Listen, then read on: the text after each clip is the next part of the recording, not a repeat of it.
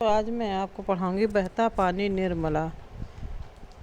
इस पाठ के कलाकार हैं लेखक।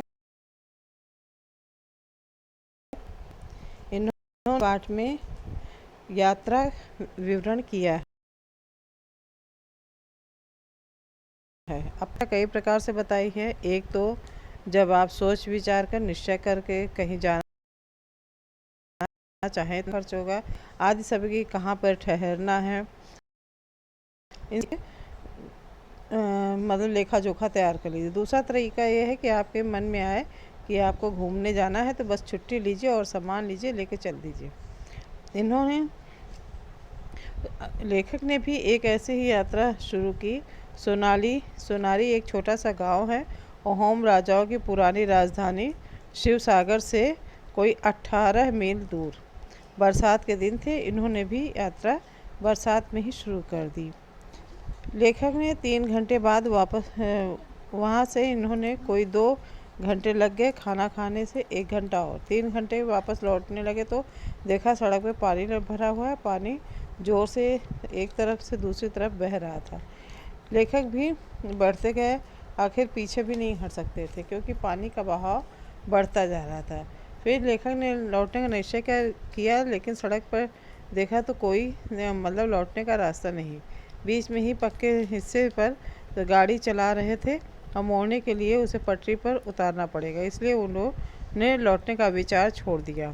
शिवसागर से सोनारी को एक दूसरी सड़क भी जाती थी, चाय बागानों से होकर। यहाँ सड़क अच्छी थी पर इसके बीच में एक नदी पड़ती थी जिसे नाव से पार करना पड़ता था।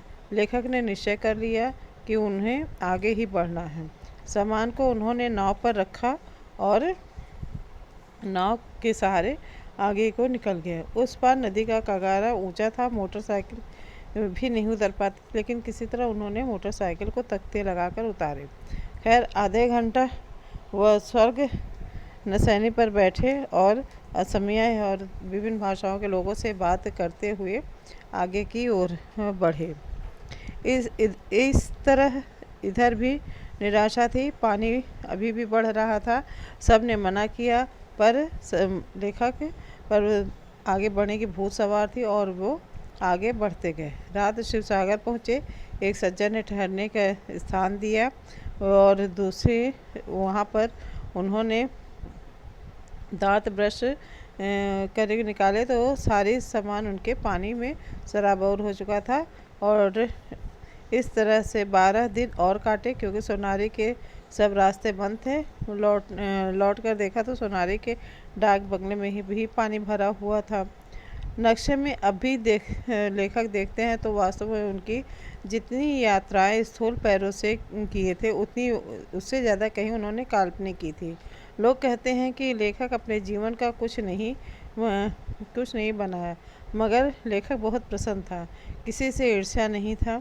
आप भी अगर अब इतने खुश हों तो ठीक हों तो शायद आप पहले से उनका नुक्सा जानते हों, नहीं तो वे लेखक सलाह देते हैं कि जनाब अपना बोरिया बिस्तर समेटिए और ज़रा चलते फिरते नज़र आइए।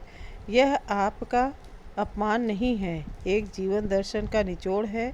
रमता राम इसलिए कहते हैं लेखक क्योंकि रमता नहीं तो राम नहीं, टिकना तो मौत ही है, मतलब मौत ही सच्ची यात्रा है, बाकी सब बेकार।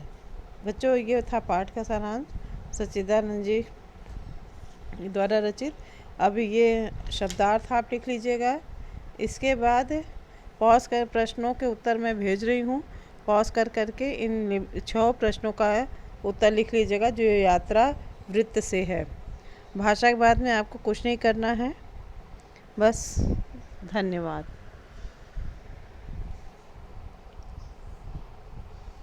भाषा के बाद से आपको कुछ भी नहीं करना है।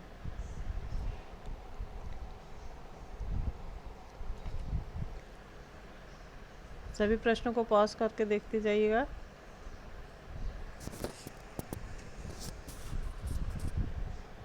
और जो भी परेशानी हो तो बता दीजिएगा। धन्यवाद।